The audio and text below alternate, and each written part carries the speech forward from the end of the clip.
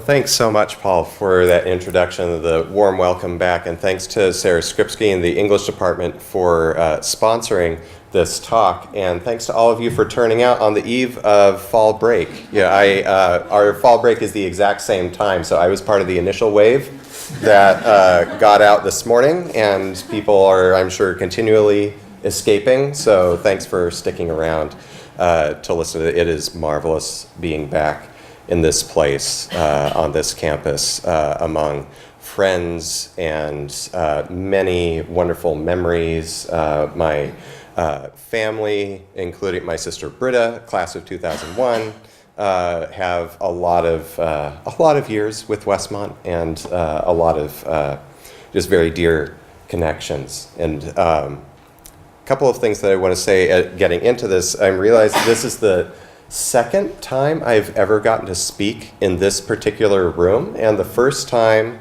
was in 1999 when I was defending a thesis on Moby Dick. And I thought Randy Vandermeer was part of that, and Marilyn McIntyre and Dave Lawrence in political science. So that, I guess that's partly to blame for what got me into all the other stuff that Paul was talking about. So I thought in honor of that, I would start with one, there we go, okay, spacebar. That's what it does. This is a hymn book that was not really set up to be read, but it ties a bit with what I was talking about before. It's a wailing scene. This is a Dutch Reformed hymnal from about 1845, and it turns out this is the exact edition of the Dutch Reformed American hymn book that Herman Melville used to adapt the hymn that is sung in the Wailing Chapel in one of the early chapters of Moby Dick. I'm guessing that the person who ordered this is called a four-edge painting. You don't see it when the book's lying flat. You have to kind of crink the pages a bit in order to get this to show up. And we have no idea who did it. It just has this initial H in the corner.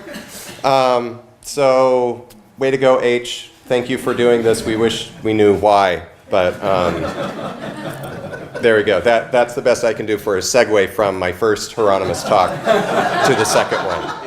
That was a whale of an effort. Oh, thanks, Rick. So the other side of the kind of legacy going into today is unfortunately not quite as fun and entertaining as that. I mentioned my family has a number of years connected with Westmont. In fact, both my parents went here. They met at Westmont. My mom, Betsy Ludwig, now Phillips, class of 71, and my dad, Dick Phillips, class of 72. When we originally scheduled this talk, this was going to be part of a kind of weekend celebration with the family. And between when we scheduled this and now, my father unfortunately passed away from a heart attack in late August. And so this is actually a very bittersweet moment for me, but I want to dedicate the talk in his honor. He was a minister for a number of years, a musician. He was the kind of pastor who could fill in for the organist on a Sunday when the organist was out sick. He actually went here on a music scholarship, sang in the men's quartet. He sang opera, which I'm not sure if that's come back to Westmont. If it has, it had been gone for a while, but he was part of that earlier moment. And one of the other things that I wanted to start with to kind of mark that moment, I'll talk a little bit more about this a little bit later. Most of the talk is going to be about what did people do with these books in the 18th, first part of the 19th century. And I'm going to get a little bit into the history of how they were designed, why they were designed this way, why there's no music on this page. But one of the things that happened a lot was people would write in them. And there were several different ways, which I'll talk about a little bit later, how they would write in them. This particular example, this was owned by a minister in Massachusetts named Samuel May Jr. What he's marked here is, and he does this throughout the section of funeral hymns in the book, whose funeral were these sung at? And usually it was very famous ministers in his circle. He was part of the Unitarian circle up. So when William Ellery Channing, very important figure in early transcendentalism, dies, he marks which one that is. Some of these other fairly big names in New England Unitarianism. Here we have Samuel J. May, S.J.M., his cousin. So it's Samuel May Jr. and Samuel J. May at grandfather's funeral. This is Colonel Joseph May, who was a lay leader in his church in Boston and very involved in the abolition movement and a number of other things in that area. Samuel J. May, by the way, the one who's presiding here, was Louise May Alcott's uncle. His sister was Louise May Alcott's mother. The thing that really strikes me about this, though, it's not that unusual to find somebody doing this kind of, on this occasion, this was sung. The really unique thing here is this other pencil mark where he's written, broke down here. So in the middle of verse 3 is when that wave of emotion finally kicked in. And so recording those very small, intimate moments in the life of a family, the life of a church, is one of the things that got me really interested in doing this project. It took me 9 years to do this project. And finding books like this, figuring out who these people were, what lives were lived, is a lot of what's given the energy that I hope will come across to some extent in my talk today. So I'm going to hold off on images for a few minutes because now I need to take you through some backstory. How did we wind up with a book that looks like that being used in the ways that it was? Because if you were an English-speaking Christian from the time of Henry VIII on up to about 1700, you would not have had one of those books. Those books didn't exist yet. What you would have had was a psalm book that would have had metrical translations of Psalm 1 through 150 in order. And what you were expected to do, whether you were an Anglican or a Congregationalist or a Baptist, pretty much anything but, say, a Lutheran, you would sing those in order. And it didn't matter what the pastor was preaching on. Could be preaching from Isaiah, could be preaching from the Gospel of John, could be preaching from anything, but that is the Sunday we do Psalm 37. And that's just the way that it works. Eventually, some pastors like Cotton Mather get very irritated by this and start thinking there must be some other ways of changing that. But the reason why it was done that way was because Calvin taught that the only texts you should have in a worship service are biblical texts. And so hymns by people who are not under divine inspiration don't count.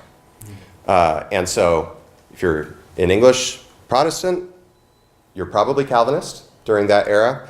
And if you're Calvinist, you're going to follow that Psalms only rule.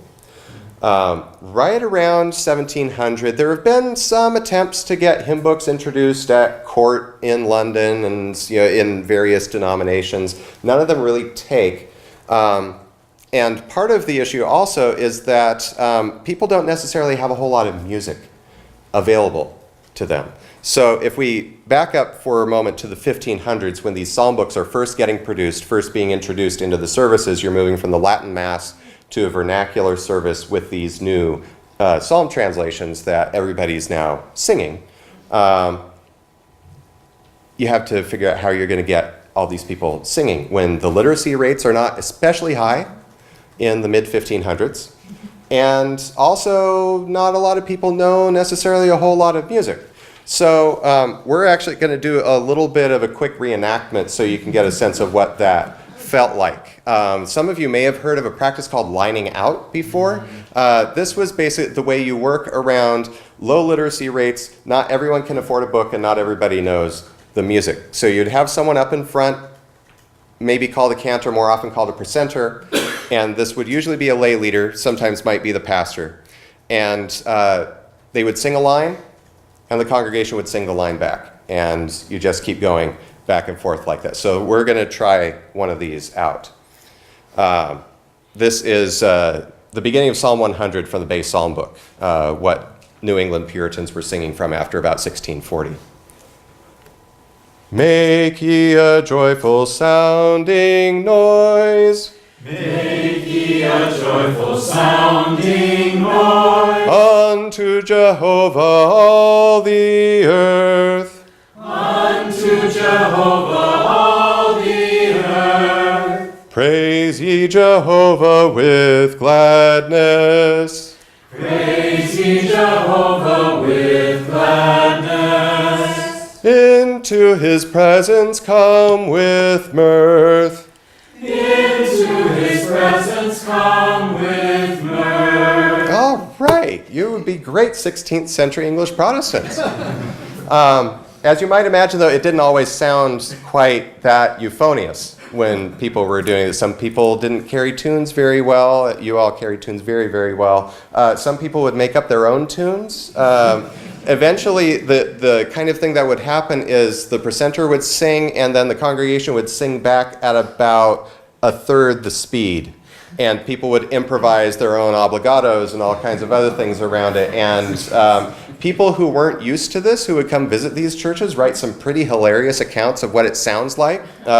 Usually it's described as the braying of asses, hearing this kind of singing. And so I mentioned Cotton Mather a few minutes ago. He actually gets more upset about the music first before he gets upset about the psalm text. There has to be another way to do the music. So one of the things that starts to get introduced is the singing school. The singing school generally would not necessarily be a building. It wouldn't be a class that would be part of public education because public education doesn't exist circa 1700. This would essentially be something a bit more like the Music Man, where you have someone coming into town for 6 weeks, 10 weeks, and announces, all right, everybody show up Thursday nights, and for such and such a fee, I will teach you how to sing in parts. And the entrance fee is usually buying the tune book that this particular person was selling. So everybody starts learning all these different tunes, and they're learning to sing in harmony, and this is really fun, and people get really excited about it, and they go to the pastor and they say, hey, how about we have a choir? And the pastor usually hesitated. And there might have been good reason, because when the pastor gave in and said, yes, you could have a choir, that would generally mean that there would be a couple of rows up in front designated for the people who had these books, who had gone through the singing school, and they would get up there and they would lead the singing in their parts. They would be having a great time, and as time went on, the music got more and more sophisticated, more and more beautiful, and the congregation got left further and further behind. So choirs actually quashed congregational singing in the 18th century. At the same time that that was happening, back in England, a young pastor named Isaac Watts was also really frustrated with the singing. He hated lining out. He thought it sounded terrible. He also thought there's no way you can keep the sense of what you're singing when you draw these things out so long. And it takes forever, and everybody's impatient by the end. This is supposed to be devotional. This is supposed to be joyful. So how do we make it more joyful? Well, you can reform the singing, but his other thought was we need to have texts that really speak to what people are going through right now. He was a good evangelical. He thought, the Psalms are the inspired word of God. These are really important to have in worship. But it's also really important to remember that they were all written before Christ came. And if we're worshiping as Christians, how do we bridge the gap between this older Jewish spirituality and what we live in now? So he took on two big projects that together he called the System of Praise. One was a book of hymns, and the other was a book that was titled The Psalms of King David, paraphrased or imitated in the language of the New Testament. So the basic idea, if David was a Christian, what would he have sounded like?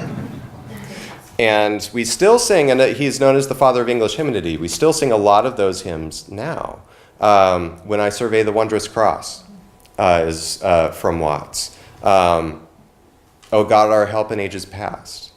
Joy to the World. These are all Watts texts. But those last two are actually his psalm translations, not his hymns. Psalm 98 was Joy to the World. O God, our help in ages past was his rendering of Psalm 90.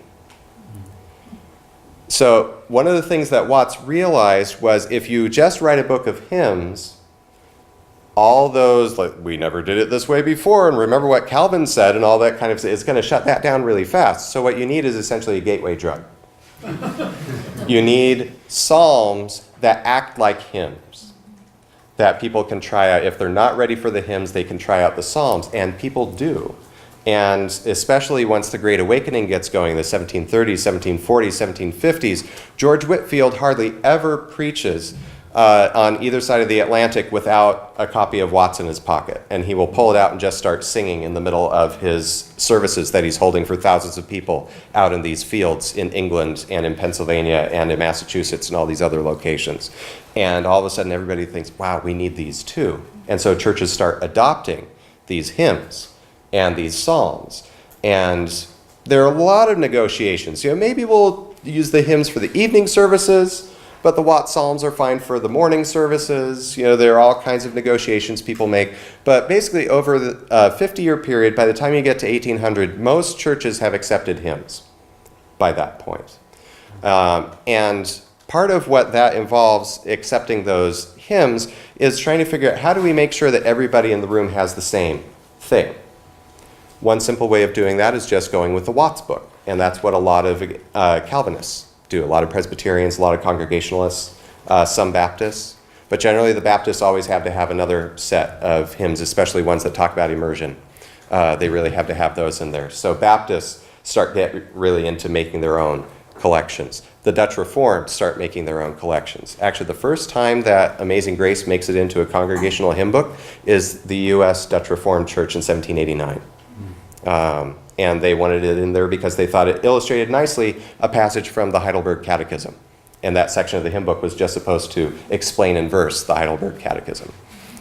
So these texts have quite a history to them. But so where this starts to go is everybody winds up having to have their own copy of these things. As the hymn books catch on, they're adopted the way that college professors adopt textbooks. Here's what we're going to use, go get one.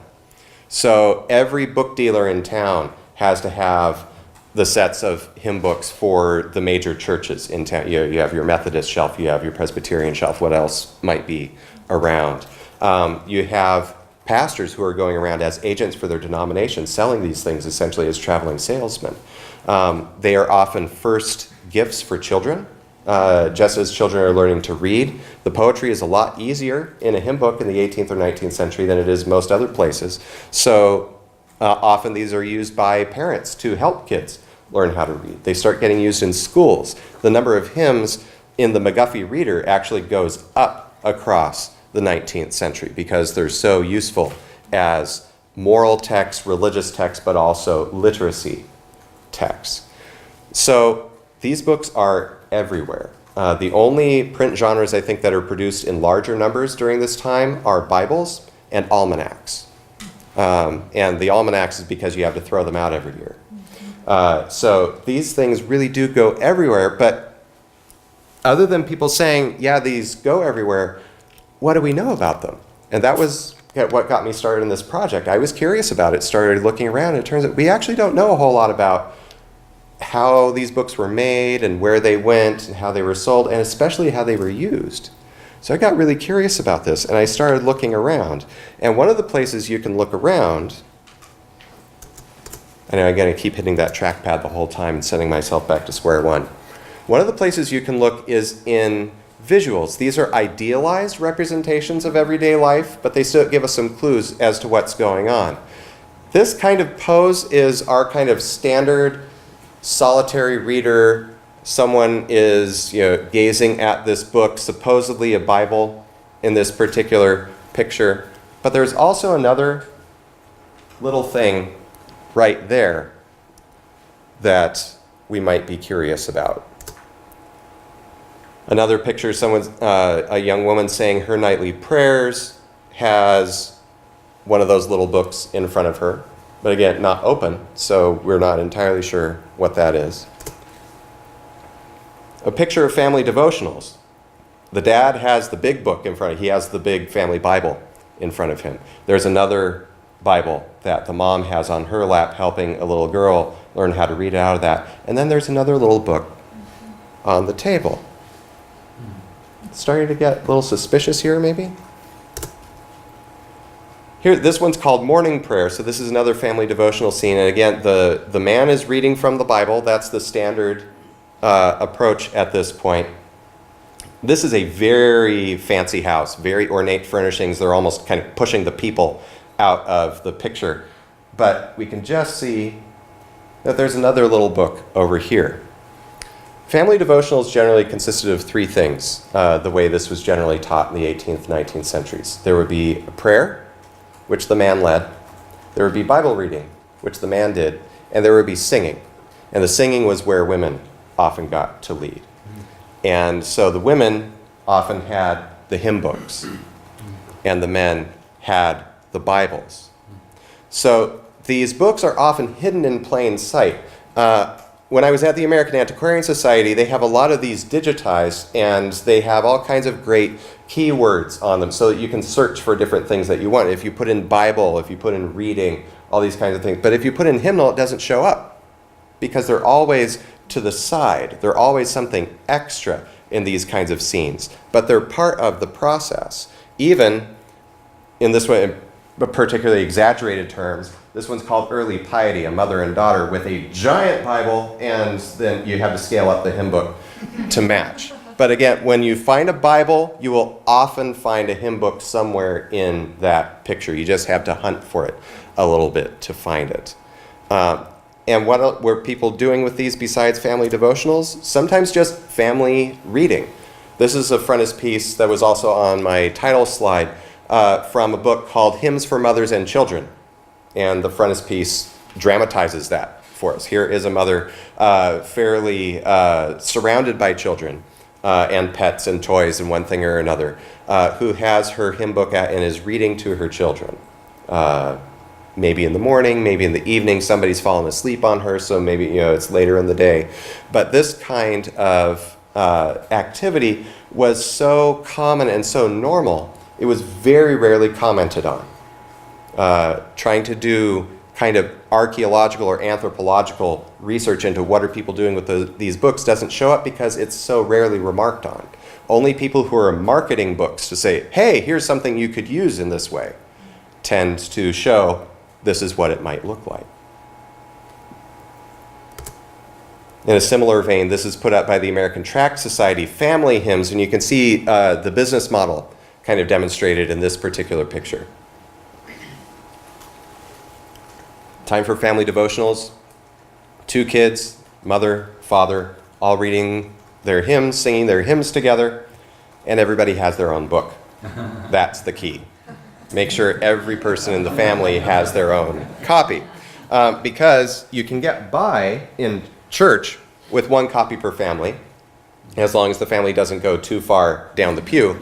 But at home, in particular, there's this idea everybody should have their own. The American Sunday School Union has a similar idea, and they go a bit retro in the way they do this. It's a little tough to see with this sideways picture. Everybody has a scroll that they're so everybody's got their own text, but it's rendered as a scroll while King David is playing his harp to accompany them. So, just making sure kids can place themselves in the tradition, the 1820s. And one of the things that was really important about these books was not just the issue of ownership, but also that you were able to take it with you many different places. This is, again, one of these idealized Sunday morning pictures, and they're getting ready to go to the village church, which is off here. This seems to be a farming family. And the grandma doesn't walk so well, so she's going to ride on the donkey with one of the little ones. And Mom has her little book that she's cradling here. There's another little book that the dad is helping some kids with, and then his big Bible is sitting open next to him. These are books that you would carry back and forth. One of the things that really got me curious about hymn books when I first started this project was coming across a bunch of title pages in the late 1700s that would say something like, for the use of religious assemblies and private Christians. And I would think, how do you make a book that's for public and private use? One of the ways you do it is you make it small. One of the ways you do is you make sure that it's something that you can use in church in a public format, but that you can also retreat and use in very small spaces. And again, those small spaces are often marked by family ties and by gift giving. One of the reasons why hymn books are produced in such huge numbers is that they were a major part of the gift economy.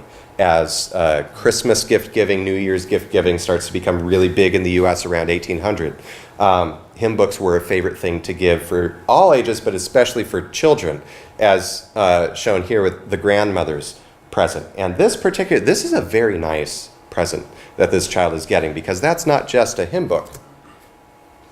That's a Morocco-bound hymn book. This is top of the line. That red leather doesn't come cheap.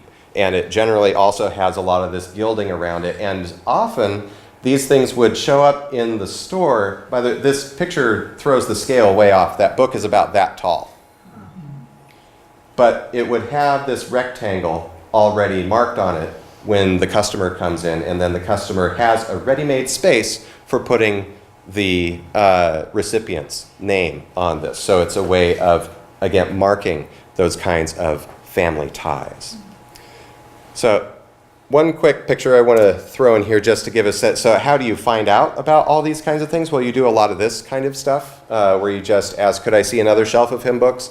And could I see another shelf of hymn books? And could I see another shelf of hymn books?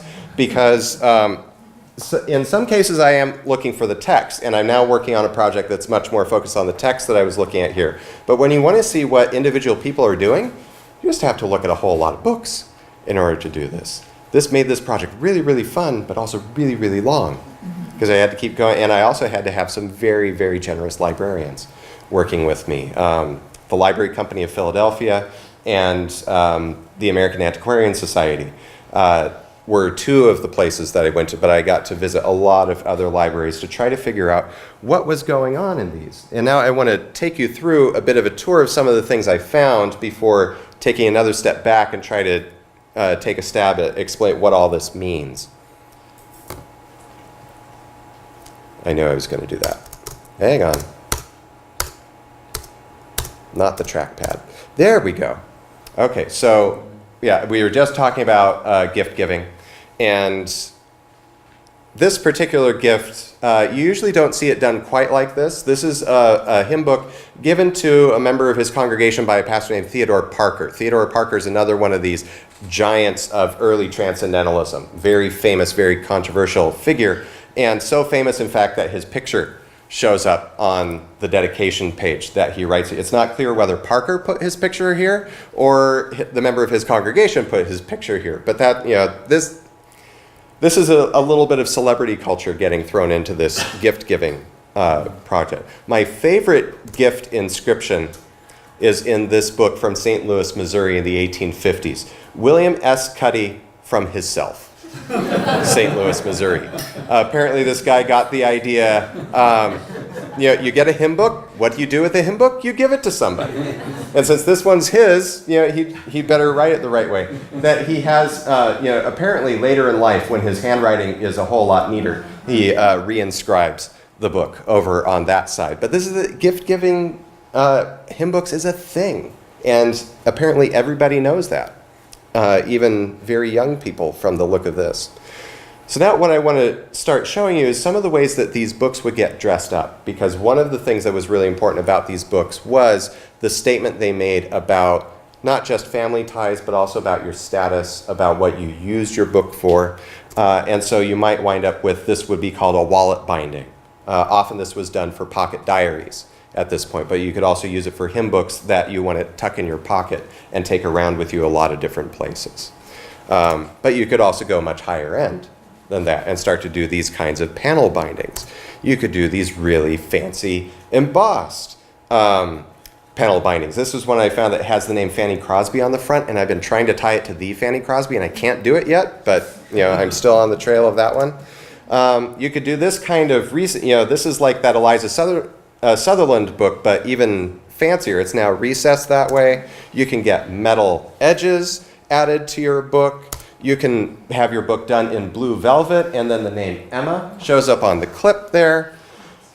These things get pretty extravagant. And also sometimes they can get really out of hand, not just in the over-the-top design, but also sometimes people get really upset at how much customization happens to these books, and sometimes users fight back.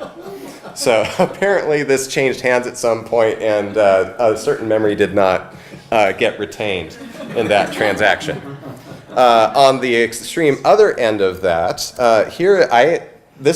I've only seen this done once. This is a memorial picture of a young woman in the late 19th century. The book is early 19th century. This has been nailed onto the cover of the book as a memorial memento of a lost loved one. You can still open the book, you can still read it, but for most purposes it's unreadable at this point. The book has become an object in memory of this so far unidentified young woman. You could also do bindings that were meant for putting a hymn book on the pulpit, because usually you had to keep one in the pulpit either for your pastor's use, or if there was a guest preacher who wasn't familiar with your congregation's book, they might need to have that. So how Presbyterian is your hymn book? The St. Andrew's Cross panel binding. This is from the Presbyterian Historical Society in Philadelphia. One of the most kind of extreme and marvelous bindings that I found while I was looking through all of that. What's going on inside the books? You know, I made it sound like I was going to talk about what's inside the books, so I should probably do that. Let's stick with pastors for a little bit.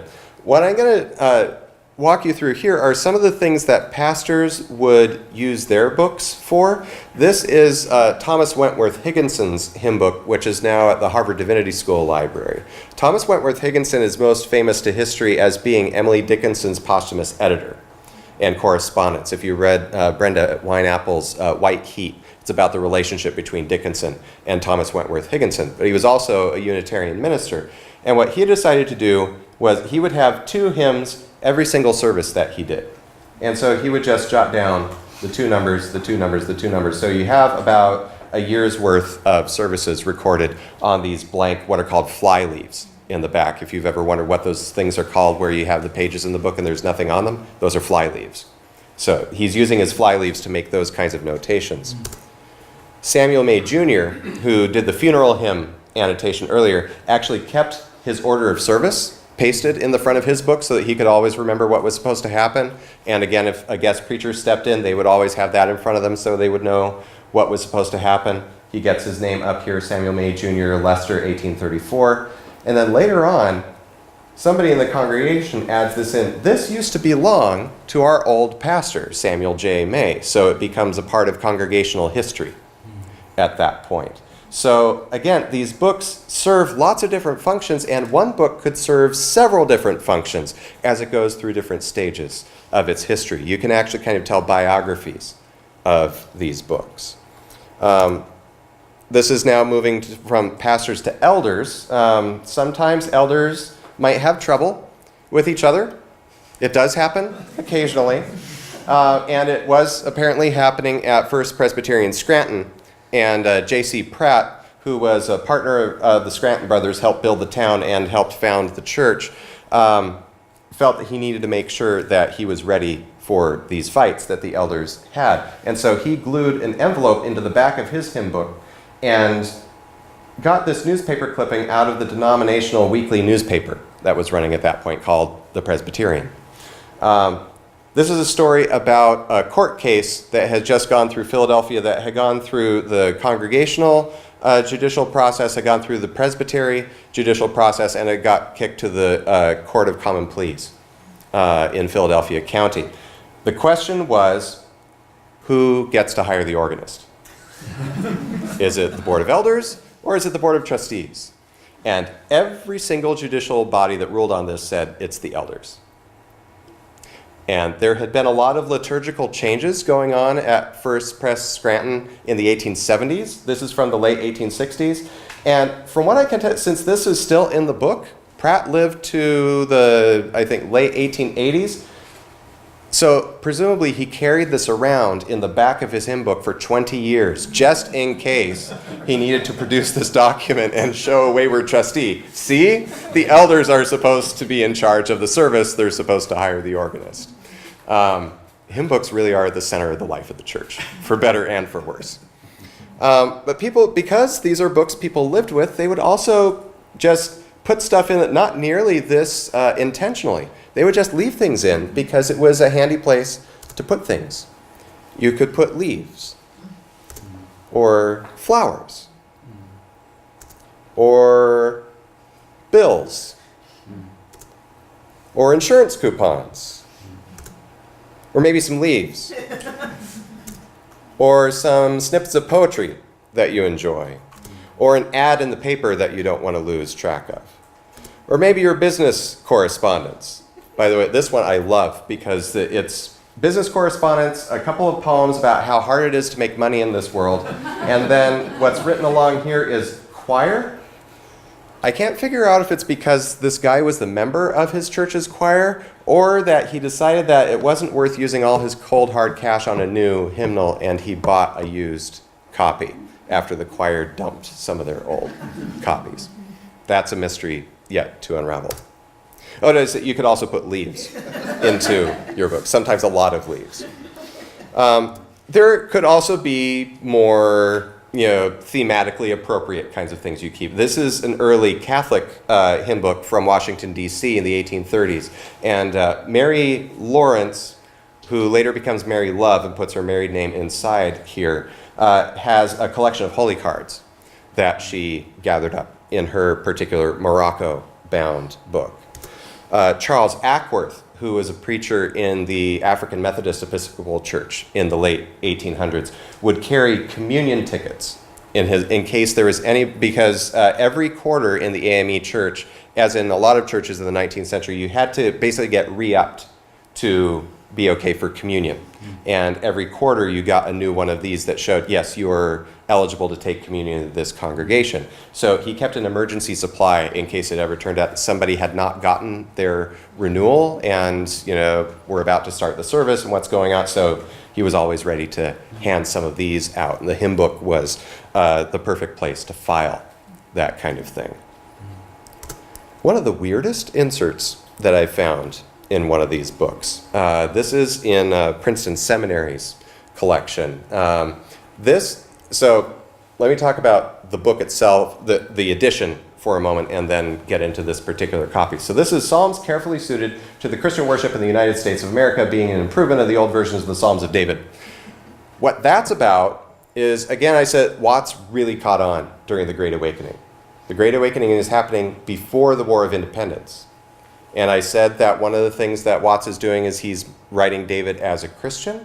There are also lots of references to the nation of Israel as a political entity in the Psalms, and Watts translates those as Britain, and references to the king, and all these kinds of things. So the revolution happens, a whole bunch of people are singing Watts, and they say, oh, I guess we can't do those anymore. So very quickly, a group of Connecticut Congregationalists commission a local poet to fix up the suspect Psalms. And so that's what this particular book is. But it was used, as you can tell, much beyond Connecticut. This particular one was printed in Philadelphia. And this was owned by a man named James Croft, who really liked to show how much he knew about the stuff he was looking at. Not only did he get this book in 1790, but he also got it in 5790 in the Hebrew calendar, because he wanted to make sure that he noted that. Now, one of the really weird things about this particular edition, there are dozens of editions of this particular title that you can find in the early US, but this is pretty much the only one where they forgot to include an index. But Croft is on the case. And he had several blank pages added in, and he made his own first line index of the Psalms. The hymns are bound further back. The hymns had their index. It was just the Psalms that needed to get fixed. But there are a couple of extra blank pages that go beyond, and this is one of these pictures where I told the technology folks right at the beginning, my cameras got better as I went through this project. So this is one of the early pictures, and it, kind of gets a little blurry at this point. But what's going on toward the end, the last one he puts in is, "Ye tribes of Adam, join." And underneath he writes, "Ye tribes of Adam, join." That puts me in mind of some words dropped by Paul some years ago. And then he quotes from 1 Corinthians.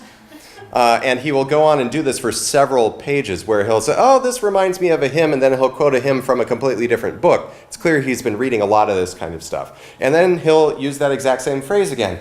And this reminds me of words dropped by Paul some years ago. Like my buddy Paul, who used to write this kind of stuff that I found so interesting back, when we were hanging out in like 3790. Or whenever it might have been. So this guy is just a hoot, taking a look at what he's doing with his particular book.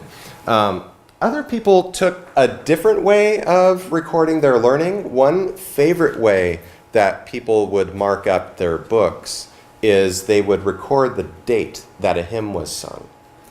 And if you want to think about church history, we talk about theology, we talk about institutional issues.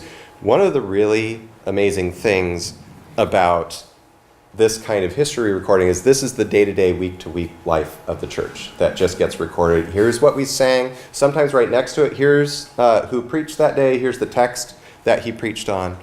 So you get a snapshot of the life of the church as the congregation lived it, rather than the board of elders, rather than the pastors, so on and so forth. And in one particular family, this actually caused a little bit of strife, and it's especially ironic that it did.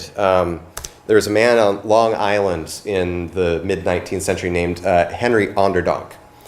And he was a headmaster for a private boys' school, and he was known as an antiquarian and an eminent local historian. He knew lots about the history of Brooklyn and Long Island Revolutionary War battles and all these other kinds of things.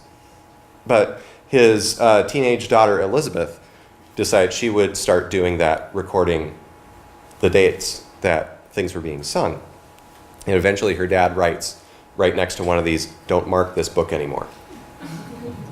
Apparently certain kinds of history are okay, certain kinds of history are not. But so he buys a new book, and this is the new book that he buys. There's something really interesting going on over here. There are two different hands that have written his name at the top. I don't know if this is Elizabeth trying to figure out if she can imitate his handwriting, or she just wants to add something that looks a little nicer, because it looks like his handwriting is starting to get a little shaky. This is a large print edition, so it could be that he's starting to have a little trouble with reading and writing. But on one particular Sunday, another historical event is recorded. We get in Henry's handwriting, what are you laughing at? And underneath, Bumblebee has struck an attitude. Another thing that you can do with a hymn book is you can talk in church, because you're not supposed to talk in church. But this is your cone of silence that's ready and available for you. The chattiest family that I've come across is the Hager family of Weston, Massachusetts. And the Hagers, the father was a very upstanding member of the community, and he wrote some quotes from sermons and some passages from favorite hymns and all this kind of thing. But then you also get this kind of thing. Fortunate he is accustomed to hear music. I was afraid he would howl. Apparently somebody brought their dog to church.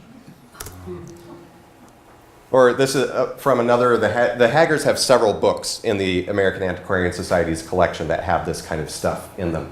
That duet must remind Mr. Baldwin of Miss Adams and Miss Adelia Ryan. Perhaps he thinks more of Cooper. Presumably William Cooper, who probably wrote the text for that duet. There are comments about people having a new bonnet. This one over here, that lady in Harding's pew, next but one to the head, looks like the Damon family. So the hymn book is where you can keep track of all these goings on in the church that aren't usually talked about in the congregational histories. And sometimes apparently they got a little bit scandalous because someone in the Hager family eventually just crossed that book out. One last example of this kind of thing, not so much to gossip, but to try to keep kids entertained in church. This is actually one of Henry Longfellow's, the poet Henry Longfellow's hymn books. And he had an older edition of this same hymn book that his Unitarian church used, where he recorded the dates, and he was very assiduous about keeping track of what was going on in the service and all this. And then in a later one, this seems to date from when his son Charlie is about 3 or 4 years old. And so he's apparently drawing pictures to keep Charlie entertained during the sermon. Because one of the things that hymn books help people do in church is to get through church. Because again, I had said with the devotional structure, the man does the prayer, the man does the Bible, everybody joins in the singing. It's basically the same story in the worship service. The pastor does everything except for the singing. And if you're a little kid and you can't really follow the sermon, and you will get beat if you don't stay still in church One way to escape that, and there are people who will talk about this in their memoirs. 4 years old, they're sitting there just memorizing hymns because this is a whole lot easier to understand than whatever that guy's talking about up there. So hymn books also represent this kind of private expression of religion, at least as much as it does the public. And I think that's about where I want to wrap things up. There's a whole lot more that could be said, but I think, so to close off the story a little bit and then to say, what I think this means on this notion of being private. So how did we get the books that we have now? All this has been about these books that don't have music in them. One of the reasons they didn't have music for a long time is because it was too expensive. But even once that technology was available, it took several decades before people accepted these, because this whole reading culture had built up around these books. And actually, I will jump ahead. I have this whole section on kids and hymns, which I can certainly talk about in the Q&A, but right now we don't really have time for it. So this is seen as a real hinge in the history of the way these books are put together. The Plymouth Collection of Hymns and Tunes for the Use of Christian Congregations. This is put together by Henry Ward Beecher in the mid-1850s, who at this point is known as the most famous man in America. He's got kind of the first mega church in the U.S. 2,000 people plus are coming to hear him preach every Sunday, and he also is famous for having a singing church. And one of the ways he got a singing church, it wasn't a singing church when he got there, at the Plymouth Tabernacle in Brooklyn, was he, along with members of his congregation, organized and bankrolled this production of a hymnal that has the music, but then you've got the compromise because the verses are still running, so you can read down here. But for a lot of people, this still isn't good enough because the book gets a lot bigger, it still gets a lot more expensive, and now your reading's all fouled up. So even when these kinds of books start coming out, every one of these in the first, say, decade of this style of book coming out has to also have an edition that looks like this. Plymouth Collection of Hymns. The other one was the collection of hymns and tunes for the use of Christian congregations. And that's what that one looks like on the inside. And some of these I've actually found from members of Beecher's own congregation. Even people in the singing church did not want the books with music. That takes about a generation for that to get settled. The 1880s, what we think of as hymnals finally take over. And one of the big things that happens is that, well, a couple of big things that happen, churches start buying them because people won't do that anymore. They start providing them in the pew racks because you don't want to schlep them back and forth anymore. One reviewer complains in the 1870s when a new Presbyterian book comes out that it takes the strength of a grown man to hold a hymnal up through the length of an entire song. But people decide, well, this, I guess, is normal by 1890, 1900. And this older tradition of keeping books at home, carrying them back and forth, reading with them, spending time as a family, what you have going forward is people gathering around the piano and singing. And this idea that hymns are always for singing. And the thing that I want to leave you with is that they don't have to just be for singing. These have been the devotional reading and the family reading and just the furniture of life for people for a very long stretch of particularly American Christianity. And so one of the things that we can think about today as the next wave is happening, with words on the screen. Some hymnals are now starting to be produced in app form. You can call up your favorite hymn on the thing in your pocket now. How like is that to what people were doing in the 1850s? How unlike is it?